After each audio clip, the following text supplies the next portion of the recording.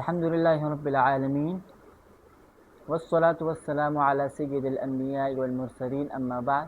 آج ہم تجوید کی اس چوتھی کلاس میں نہایت اہم موضوع یعنی مخارج حروف کے بارے میں سیکھیں گے۔ اگر مخارج صحیح نہ ہو تو قرآن مجید کی تلاوت میں غلطی ہو سکتی ہے، اس لیے ہر کسی کے لیے مخارج سیکھنا بہت ضروری ہے۔ آج کے سبق میں ہم 3 باتیں سیکھیں گے۔ پہلا نمبر مخرج کی تعریف، دوسرا نمبر مخارج سیکھنے کی اہمیت، تیسری نمبر مخارج کتنے ہیں۔ پہلے نمبر پر ہم مخرج کی تعریف جانتے ہیں کہ مخرج کی تعریف کیا ہے۔ تو مخرج اس جگہ کو کہتے ہیں جس جگہ سے حرف ادا ہوتا ہے، یعنی جب ہم کوئی حرف بولتے ہیں تو جس بھی جگہ سے ادا ہو وہی جگہ مخرج کہلاتا ہے۔ اب دوسری نمبر مخارج سیکھنے کی اہمیت۔ تو اگر حروف اپنے صحیح مخارج سے ادا نہ ہو تو 3 خرابیاں واقع ہو سکتی ہیں۔ اس میں سے پہلے نمبر پر ہے حرف کا بدل جانا، یعنی اس سے حرف بھی بدل سکتا ہے۔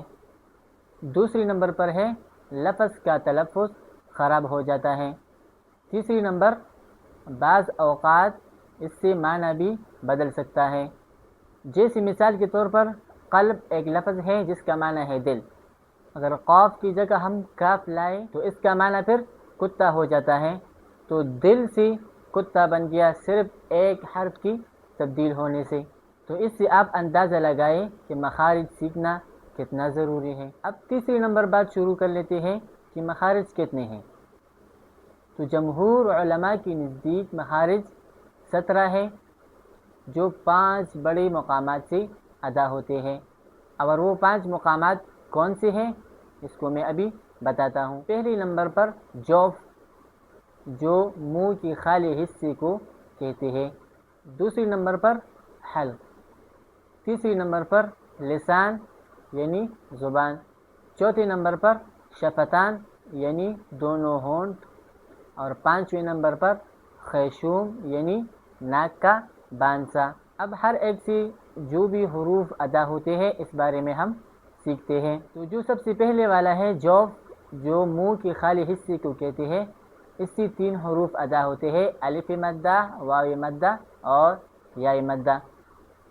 اس کی تفصیل ہم انشاءاللہ اگلی ویڈیو میں بتائیں گے۔ حلق سے 6 حروف نکلتے ہیں،